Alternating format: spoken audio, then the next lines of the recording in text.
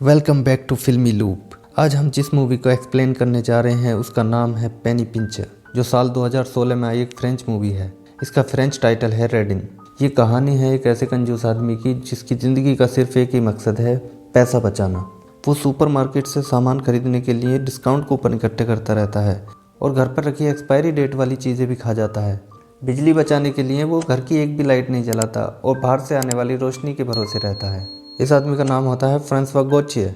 वो जब पैदा होने वाला था तो उसके फादर बहुत सारी शॉपिंग करते हैं। फ्रांसवा की मदर उसके फादर के ऊपर चिल्लाती है कि इतनी फिजूल खर्ची करेंगे तो हम अपने बच्चे को कैसे पालेंगे जो एक हफ्ते में पैदा होने वाला है। वो अपने पेट पर हाथ रख के अपने बच्चे को पुकार कर कहती है कि तुम अपने फादर की तरह बिल्कुल मत बनना, तुम हमेशा पैसा खर्च करने से ज़्यादा बचाने की कोशिश करना। फ्रांसवा ने शायद अपनी माँ के पेट में ही इस बात को ज़्यादा सीरियस ले लिया था, इसलिए उसके अंदर कंजूसी की आदत बचपन से ही शुरू हो गई थी। बचपन में वो सिंक में गिरे हुए टूथपेस्ट को निकाल कर भी यूज़ कर लेता था। अपनी यंग एज में कंजूसी की आदत की वजह से उसने एक लड़की को प्रेग्नेंट कर दिया था, लेकिन पैसे बचाने के लिए फ्रांसवा ने कभी शादी नहीं की, इसलिए वो अब अकेला रहता है। वो एक ऑर्केस्ट्रा बैंड में वायलिन बजाता है और घर पे एक बच्चे को वायलिन सिखाता है, लेकिन आजकल वो उस बच्चे को भी वायलिन नहीं सिखा रहा था क्योंकि उसके पेरेंट्स ने फ्रांसवा को टाइम पर उसकी फीस नहीं दी थी। वो घर जाने के लिए बस में नहीं बैठता है और पैसे बचाने के लिए पैदल ही घर जाता है। एक दिन रास्ते में उसका एक पड़ोसी उसे अपनी कार में लिफ्ट दे देता है, जो शॉपिंग करके लौट रहा था। फ्रांसवा कार में रखे उसके सामान को देखकर उससे पूछता है कि ये पूरे महीने के लिए होगा, लेकिन उसका पड़ोसी कहता है कि ये सिर्फ 3-4 दिन का सामान है क्योंकि उसके 6 बच्चे हैं। कार जब सोसाइटी के गेट के पास पहुंचती है तो सोसाइटी के कई लोग फ्रांसवा को देखकर अजीब एक्सप्रेशन देते हैं, जैसे वो उससे बहुत नफरत करते हों।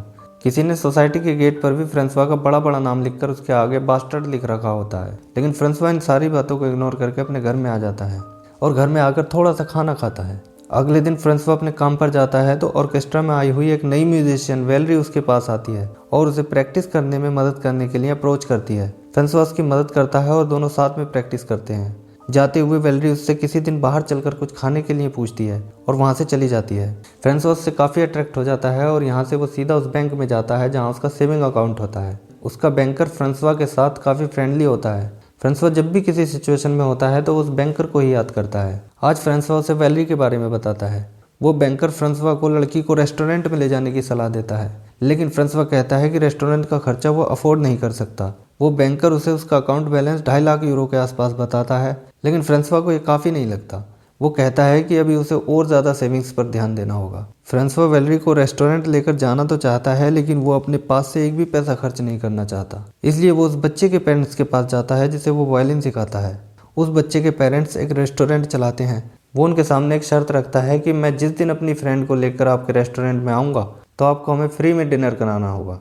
इसके बदले में मैं आपको फीस जमा करने के लिए थोड़ा वक्त और दे सकता हूँ। उस बच्चे के पेरेंट्स इस बात के लिए मान जाते हैं। उस रात फ्रांसवा और वेलरी का अपने बैंड के साथ लाइव शो होता है, लेकिन पैसे बचाने के चक्कर में फ्रांसवा ने अपने शो के लिए भी कोई ड्रेस नहीं सिलवा रखी थी। वो हर बार किसी और की ड्रेस मांग कर पहन जाता था।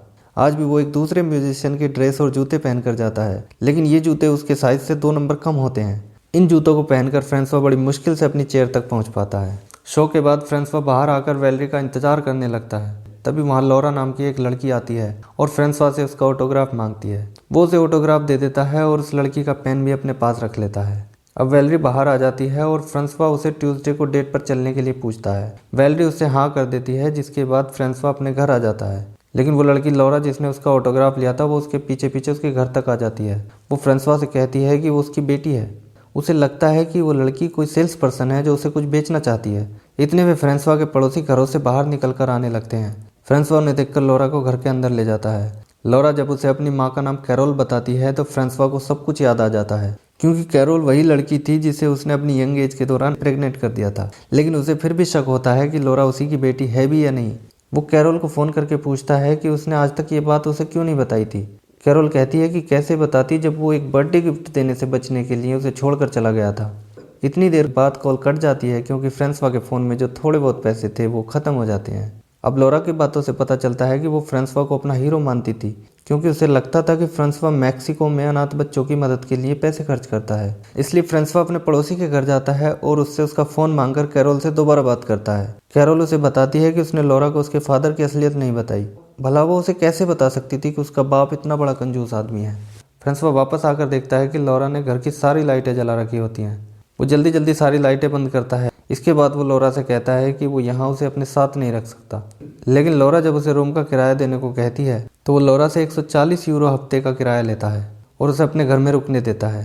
लौरा को लगता है कि उसके फादर अपने अनाथ आश्रम वाले बच्चों की मदद के लिए इतने पैसे बचाते रहते हैं। अगले दिन फ्रांसवा पूरे घर में अलग अलग तरह के नोट्स लिखकर चिपका देता है, जिससे लौरा उसके घर में रहने के रूल्स का ख्याल रखे, जैसे वो रोज़ नहीं नहा सकती और गर्म पानी का इस्तेमाल नहीं कर सकती, वगैरह वगैरह।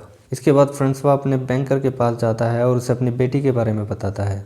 उसे लगता है कि लौरा उसके पैसों पर अपना हक जताने के लिए यहाँ आई है, लेकिन वो बैंकर उससे कहता है कि हो सकता है वो अपने फादर को सिर्फ देखने आई हो।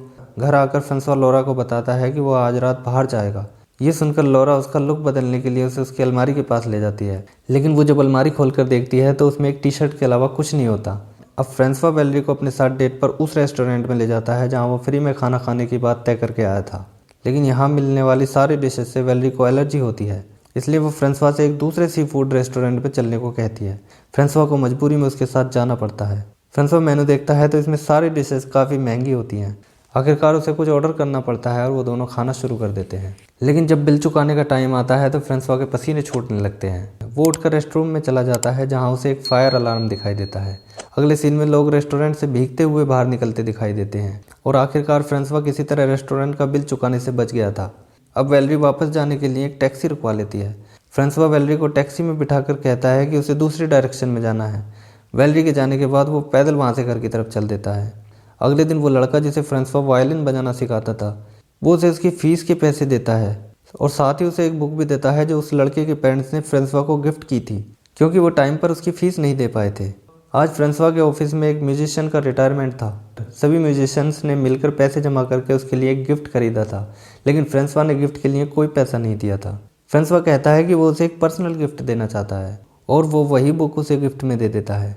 वो म्यूजिशियन खुश होकर उस बुक को खोल कर देखता है, लेकिन उस बुक के पहले पेज पर एक थैंक यू नोट लिखा हुआ था जो फ्रांसवा के लिए उस लड़के के पेरेंट्स ने लिखा था। सभी लोग समझ जाते हैं कि वो पैसे बचाने के लिए उन सभी को बेवकूफ़ बनाने की कोशिश कर रहा था। फ्रांसवा बेइज्जत होकर घर वापस आ जाता है। रात को उसके सारे पड़ोसी सोसाइटी की मीटिंग के लिए फ्रांसवा के घर आ जाते हैं। वो सभी उससे सोसाइटी के मेंटेनेंस के लिए 3000 यूरो मांगते हैं। ये सुनकर फ्रांसवा के पसीने छूटने लगते हैं। वो लिविंग रूम से बाहर निकलकर अपने बैंकर को फ़ोन लगाकर उससे सिचुएशन से निकलने का कोई प्लान पूछता है। तब तक लौरा उसके पड़ोसियों को उसके बारे में बता देती है कि वो मैक्सिको में अनाथ बच्चों की देखभाल के लिए पैसे डोनेट करता है। ये सुनकर फ्रांसवा के पड़ोसी शर्मिंदा हो जाते हैं और उससे पैसे लिए बिना वहाँ से चले जाते हैं। लौरा उसे बताती है कि सारे पड़ोसी अनाथ बच्चों की देखभाल के लिए उसकी सपोर्ट करना चाहते हैं। उनमें से एक पड़ोसी फ्रांसवा को काम पर जाने के लिए अपनी कार दे देता है। उसके सभी पड़ोसियों की उसके बारे में जो सोच थी वो अब बिल्कुल बदल चुकी थी। उसका एक पड़ोसी सोसाइटी के गेट पर उसके नाम के आगे लिखे बास्टर्ड को मिटाकर उसकी जगह ब्रेवो लिख देता है। अगले दिन फ्रांसवा के बैंड का लाइव शो था। शो शुरू होने से कुछ देर पहले फ्रांसवा लौरा को कुछ याद दिलाने के लिए कॉल करता है तो उसे घर में काफ़ी शोर सुनाई देता है। लौरा उसे बताती है कि उसके पड़ोसी को लोन ना चुकाने की वजह से घर खाली करना पड़ा। फ्रांसवा ये सुनकर घबरा जाता है और तुरंत घर वापस जाना चाहता है, लेकिन अगर वो शो छोड़कर वापस चला जाता है तो उसे पैसे वापस देने पड़ते, इसलिए वो जल्दी से अपनी सीट पर बैठकर डबल स्पीड से वायलिन बजाने लगता है। दूसरे म्यूजिशियंस को भी उसे फॉलो करना पड़ता है और लाइव शो थोड़ी ही देर में पूरा हो जाता है। बैंड के डायरेक्टर को लगता है कि अब उसका करियर बर्बाद हो जाएगा, लेकिन शो का होस्ट उसकी तारीफ करता है। वो कहता है कि वो एक इनोवेटर है और उसका फ्यूचर काफ़ी ब्राइट है। इसके बाद वैलेरी फ्रांसवा को अपनी कार में बिठाकर जल्दी से उसके घर ले जाती है। घर आकर फ्रांसवा देखता है कि उसकी सारी लाइटें और सारे इलेक्ट्रिकल डिवाइस ऑन थे। फ्रांसवा अपने ऊपर पड़ने वाले बिल के बारे में सोचकर बेहोश हो जाता है। जब उसे होश आता है तो वैलेरी उसकी देखभाल कर रही होती है। अब मैक्सिको वाले अनाथ बच्चों की कहानी उसे भी पता लग गई थी और उसने अपने बैंड के सभी लोगों को ये बात बता दी थी। वो फ्रांसवा को बताती है कि एक एनजीओ उन्हें परफॉर्म करने के लिए बुलाना चाहता है और वो चाहती है कि लौरा भी उनके साथ चले। फ्रांसवा लौरा को अपने साथ लेकर इवेंट में चला जाता है। अब इवेंट के दौरान वैलेरी फ्रांसवा को स्टेज पर बुला लेती है और उससे कुछ ऐसा करने को कहती है जिससे लोग एनजीओ के लिए पैसे डोनेट करने लगें। लेकिन स्टेज पर आकर वो कहता है कि वो कोई हीरो नहीं है जो दूसरे लोगों को कुछ सिखाए। वो आगे कहता है कि उसे उन सभी लोगों से हमदर्दी है जो दूसरों की मदद करना तो चाहते हैं लेकिन कर नहीं पाते, लेकिन हर आदमी बदल सकता है। ये कहकर वो जेब से अपनी चेकबुक निकालता है और उस पर 30 यूरो की रकम लिखने लगता है। लेकिन यहाँ बैठे सभी लोग 3000 यूरो का चेक लिखने के लिए शोर मचाने लगते हैं और उसे 3000 यूरो का चेक लिखना पड़ता है। लेकिन इसके तुरंत बाद वो बाथरूम में जाकर उस चेक को फाड़ कर फेंक देता है और वापस आकर वैलेरी के साथ परफॉर्म करने लगता है। अब फटे हुए चेक का एक टुकड़ा लौरा को मिल जाता है। इवेंट के बाद फ्रांसवा और वैलेरी पहली बार एक दूसरे को किस करते हैं। वापस आते हुए फ्रांसवा काफ़ी खुश था, लेकिन लॉरा काफ़ी डिसअपॉइंट हो गई थी क्योंकि आज लॉरा को फ्रांसवा की असलियत पता लग गई थी कि वो कोई अनाथ बच्चों की देखभाल के लिए पैसे डोनेट नहीं करता। घर आकर लॉरा उससे कहती है कि उसे रूम का किराया देने के लिए काम पर जाना होगा। अब फ्रांसवा को लॉरा के रूम में एक ड्राइंग मिलती है जो लॉरा ने अपने बचपन में बनाई थी और अभी तक संभाल कर रखी थी। उस ड्राइंग को देखकर पता चलता था कि लॉरा बचपन से ही फ्रांसवा को अपना हीरो समझती थी। फ्रांसवा लॉरा के पीछे हॉस्पिटल जाता है जहां लॉरा की मदर कोरेल उसे बताती है कि लॉरा पिछले 1 साल से एक किडनी के साथ जी रही थी और इस समय उसे किडनी ट्रांसप्लांट की ज़रूरत थी, लेकिन लॉरा का ब्लड ग्रुप काफ़ी रेयर होता है जिसकी वजह से डोनर नहीं मिल पा रहा था। ये सुनकर फ्रांसवा लॉरा से बिना कुछ बोले वापस चला जाता है। 2 दिन बाद फ्रांसवा लॉरा से मिलने हॉस्पिटल जाता है और उससे बात करने की कोशिश करता है, लेकिन लॉरा उससे बात नहीं करना चाहती क्योंकि उसने जैसा अपने फादर के बारे में सोचा था फ्रांसवा उससे बिल्कुल उल्टा था। अब वो लॉरा से कहता है कि उसे नहीं पता कि वो बचपन से ही ऐसा क्यों है।